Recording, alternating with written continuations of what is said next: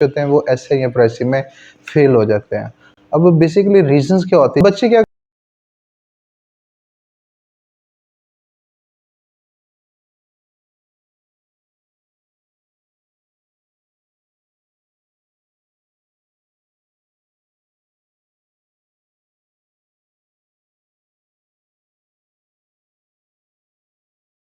वालेकुम, my name is professor Zahid Ashraf और CSS को पढ़ा रहा हूँ मॉर्निंग में, इवनिंग के अंदर, प्लस ऑनलाइन क्लास फैसिलिटी है।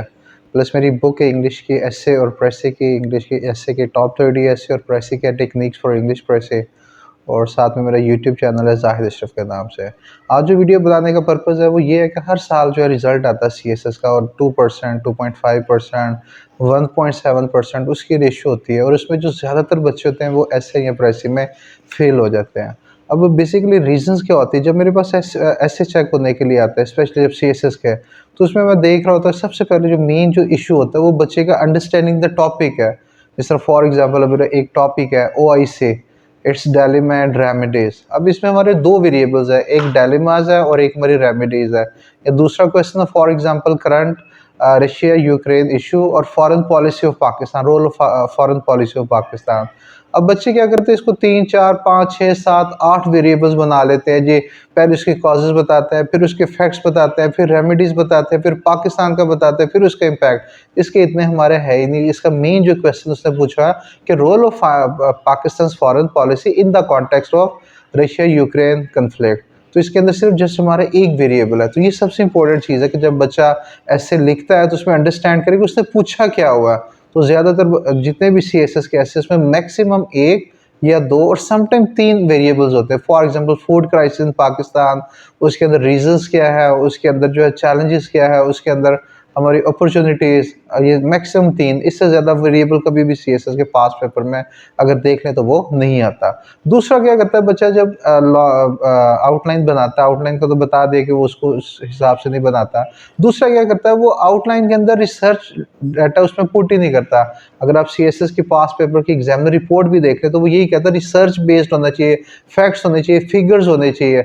अक्सर टीचर्स बच्चों को मना करते हैं जी आपने इंट्रो में नहीं डाला, आपने आउटलाइन में भी, आउटलाइन में नहीं डाला तो फिर आप लोगों ने कहाँ पे डालना है। आउटलाइन तो एक आपकी ग्लिम्प्स है, एक आपकी समरी है जिसको देख के एग्जामिनर इंप्रेस हो गया, नेक्स्ट आगे उसने उसको पढ़ना ही नहीं है। तो आपने अपनी जो आउटलाइन है उसके अंदर आपने लास्ट में डाटा, बुक्स का, फैक्ट्स का, फिगर्स का, वो लास्ट में डालना है। थर्ड है फिर इंट्रोडक्शन। इंट्रोडक्शन में क्या करता है बच्चा, थीसिस स्टेटमेंट लिखता ही नहीं। अब उसको पता ही नहीं थीसिस स्टेटमेंट लिखने का है। अक्सर मैं एक्सेस देखता हूँ, एसेस के अंदर थीसिस स्टेटमेंट है ही नहीं। वो बच्चा क्या करता है जी, हमें एनेक्डोट सिखाया गया, ऐसे के अंदर एक नेक होती है, ऐसे के अंदर हिस्ट्री। वो भाई जितने भी ऐसे हमारे होते हैं उसमें सारा प्रेजेंट टेंस यूज होता है, उसमें हमारे जितने भी पास्ट इश्यूज हमारे वो नहीं आते, उसमें हमारे जो है वो करंट होता है। अब ना रोक दो, हो गया। अच्छा, उसमें फिर जो बच्चा वो थीसिस स्टेटमेंट लिखता ही नहीं, तो इंट्रोडक्शन के अंदर आप जब थोड़े 2, 3, 4 लाइनें स्टार्टर के देके फौरन थीसिस स्टेटमेंट डालें। उसके बाद फिर जो मोस्ट इंपॉर्टेंट मिस्टेक, जो कॉमन मिस्टेक है, वो लॉन्ग ऐसे के अंदर बॉडी पैराग्राफ का बच्चे को आइडिया ही नहीं है वो हमने कितना लिखना है। मैंने अभी अच्छा किया पेपर्स, उसमें देखा है कि बच्चे का लॉन्ग ऐसे का जो बॉडी पैराग्राफ है आधे पेज का है, सिर्फ 4 लाइनों का पैराग्राफ है। और भाई जितने भी सीएसएस के बॉडी पैराग्राफ होते हैं वो 8 to 12 सेंटेंसेस होते हैं। 8 to 12 सेंटेंसेस आपका राउंड 1 पेज या उससे 1-2 लाइनें कम होती हैं। फिर तीसरी चौथी इंपॉर्टेंट चीज जो है, उसमें ये बच्चा क्या करता है कि उसमें टॉपिक सेंटेंस, उसमें स्पोर्टिंग, उसमें एनालिसिस, उसमें कंक्लूडिंग वो फॉलो ही नहीं करता। वो उसको क्या करता है, डिस्क्रिप्टिव बना देता है। तो अगर उसने दी हुई है उसमें टॉपिक सेंटेंस तो स्पोर्टिंग नहीं दिया, स्पोर्टिंग दिया तो एनालिसिस नहीं दिया, एनालिसिस दिया तो उस बात को एंड पे कंक्लूड ही नहीं करता।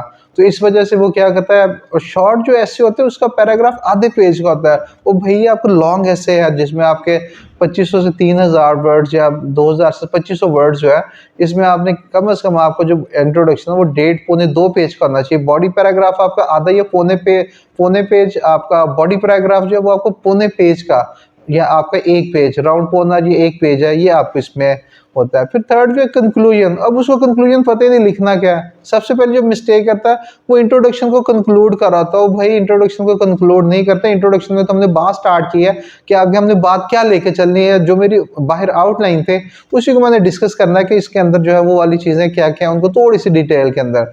तो कंक्लूजन के अंदर हम क्या करते हैं, रीस्टेटमेंट ऑफ थीसिस स्टेटमेंट, मेरी वीडियो काफ़ी सारी बनी है, thesis statement, effective thesis statement, sample के ऊपर भी, ऐसे के अच्छे ऐसे की करेक्टरिस्टिक्स क्या है, तो बुरे ऐसे की क्या है, सैंपल भी मैंने दिया हुआ है।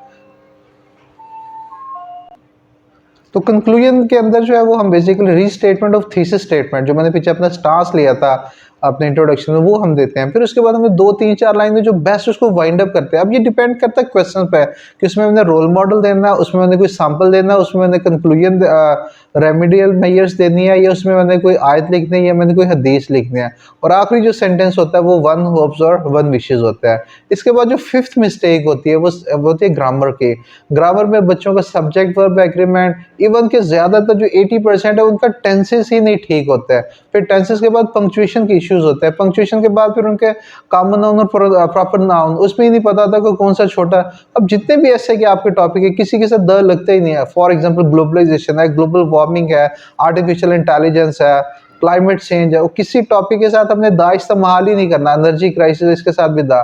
बच्चे क्या करते हैं जी, खास है तो सर ने कहा था जी दा लगा दे सबके साथ, तो ये बात कर रहे थे। किसी के साथ जो हमारे स्पेशली जो लॉन्ग ऐसे होते हैं उनके साथ हम जो दा वो नहीं करते हैं। तो मेरे चैनल को सब्सक्राइब कीजिएगा। तो आज यही था। ओके जी, थैंक यू, अल्लाह हाफिज़।